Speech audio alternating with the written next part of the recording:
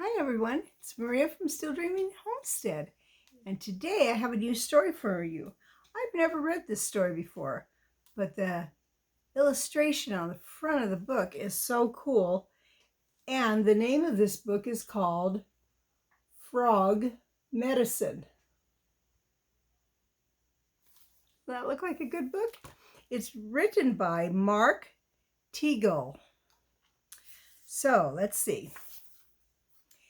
Elmo Freem wasn't paying attention the morning Mrs. Driddle brought in books for book reports. In fact, he was so busy watching a strange insect crawl across his desk that he failed to notice his classmates going to choose their books. By the time he realized what was happening, it was too late. The only book left was a small, shabby, greenish thing with an odd title. Elmo groaned when he read it. Frog Medicine, read the cover, by Dr. Frank Galoof. That afternoon, Elmo tried trading the book for something better, but the other kids just laughed. Frog medicine? They shouted. Who cares about that? Secretly, Elmo agreed. Frogs were dull creatures, in his opinion, good only for eating bugs and sitting in puddles. How interesting could the book be? When he got home, he threw it in his closet without even looking at it. I'll read it later, he told his cat Leo.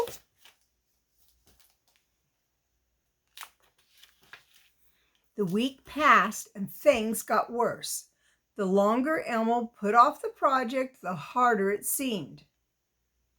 Everyone else was enjoying the assignment. Roy was reading a book called Common Household Monsters, and Alex had already finished his report on The Lost Dinosaurs of Terror Island. Even Bulford, who rarely did schoolwork at all, was clearly enjoying Space Aliens and You. It all seemed very unfair. Elmo tried to think about other, more pleasant subjects, but his thoughts kept drifting back to the book in his closet. At the same time, it seemed as though there were frogs everywhere he looked. I wish they would just all go away, he thought. The night before the report was due, Elmo began to panic. He took out paper and a pencil and he sat down at the desk in his bedroom. I haven't got time to read the book, he told Leo. I'll just make something up. But try as he might, he could think of nothing to say. He fell asleep, still worrying. I've had that happen when I had a book report and I waited too long. Well, I didn't fall asleep, but I worried about it. The next morning was dark and rainy. Elmo felt sick. I can't go to school, he told his mother. She looked at him closely, felt his forehead. Maybe a nice hot bath would help, she said. Get into the tub and I'll run to the store for some medicine. In the bathtub, Elmo made a terrible discovery. His feet had grown long, slimy, and green. There were webs between his toes. Oh no, he cried, I'm turning into a frog. Just then he remembered the book, Frog Medicine. That's what I need. And he hopped out of the tub to get it. He didn't even need to open the book to find what he wanted. Dr. Goloff's phone number was printed on the back cover. He'll know what to do, said Elmo as he hopped to the phone. The doctor answered on the first ring. and he listened patiently as Elmo explained his problem. "Ah, that's very rare," he said. His voice was deep and gravelly. "Wait outside. I'll send a cab to bring you to my office." A few minutes later, Elmo and Leo were standing on the sidewalk in front of their apartment building. It was raining heavily. Great waterfalls fell from the rooftops, and the streets ran like a river. Leo, who didn't much like the rain, hid under Elmo's shirt. The cab that came to pick them up was unlike any that Elmo had ever seen before. If you don't know what a cab is, or a taxi, that is a car that a taxi driver drives, and they give people rides. You have to pay for it, and you tell them where you want to go, and they will take you, and you give them the money. So you don't have to have your own car. So he had never seen one like this before. It was covered in patches of deep green moss, and when it moved, it made a loud, wet, croaking sound. The driver was equally strange. Although he wore a tall hat, he was so short they could barely see him over the top of the seat. He sang an odd burping song as he drove, though Elmo wasn't quite able to make out the words. Still, he was very nice, and he told them both to make themselves comfortable. With all the wet weather, the cab seemed to float along, rushing down side streets until Elmo was lost. At some point, he became certain that they were really floating. The rain slowed, and the streets became like quiet ponds. Enormous lily pads floated on the surface. The buildings, although still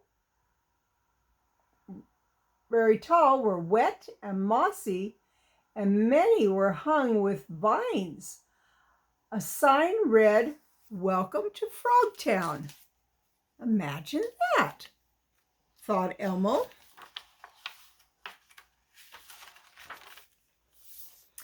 Dr. Golliff's office was at the end of the street, or pond. Elmo couldn't decide which, and it was partly underwater.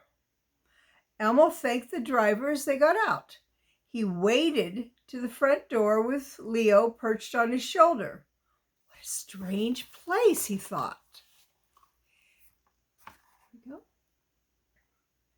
Even so, they were both surprised by the appearance of Mr. Golliff.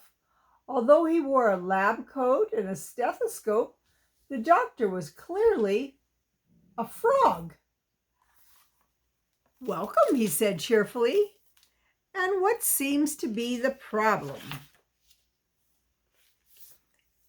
Elmo didn't quite know where to begin, so he told the doctor about his trouble with the school and the book report that he had not been able to write. "Ah, yes," said the doctor as he pulled the book from the shelf. "Frog Medicine, a wonderful book, if I do say so myself. How did you like it?" Elmo was embarrassed. He told the doctor how he'd been meaning to read the book, but he kept putting it off until it was too late. Dr. Golliff smiled. "Well, there's your problem," he said. "Go home and read, then write your report." "But you don't understand," said Elmo, and he lifted his foot out of the water. "I'm turning into a frog." "It's no surprise," said the doctor. "You see, the longer you put off a problem, the worse it becomes. It's all in my book." Elmo was not convinced. "I thought you might have some medicine," he began. Dr. Golliff shook his head. "Just do your homework. The rest should take care of itself. Since it was nearly lunchtime, the doctor took them out to eat. The restaurant was colorful in a swampy sort of way, and although the food was not very appetizing to Elmo, Leo didn't seem to mind. Dr. Gallup was a pleasant host. With Leo, he discussed the art of catching flies, and he told them both a great deal about Frogtown. I had no idea frogs led such interesting lives, said Elmo. You really should read more, said the doctor.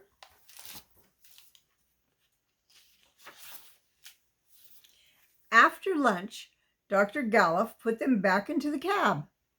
You shouldn't be late getting home, he said. Time moves pretty slowly here in Frogtown. Then he gave them both slimy hugs and sent them on their way.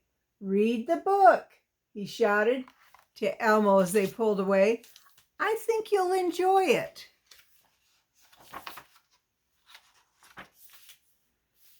Elmo did enjoy the book. He opened it up as soon as they got home, and he found that it was full of interesting facts and strange pictures. As he began to read, he began to feel better. By the time he finished reading the book, his worries were gone and his feet returned to normal. When his mother came back from the store, she was happy to see him feeling so good. She put the medicine away and smiled. You should be well enough for school tomorrow, she said. Standing at the window, Elmo looked out over the city. Storm had blown away, and the streets were drying under the warm afternoon sun. Leo lay on the windowsill. Elmo smiled and sat down to write his report. Not worried now.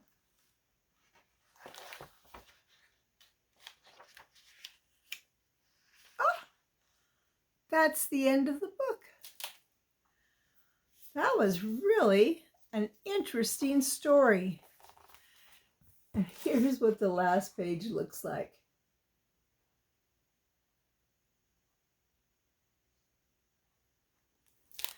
I guess that helps teach us that we should be careful not to put off doing what we should do at the right time. That's part of obedience, is doing what you're told to do when you're told to do it. As far as school assignments, that's really important because we don't know what type of assignment we're going to get for another class. And we don't want to fall behind because that's a lot of work.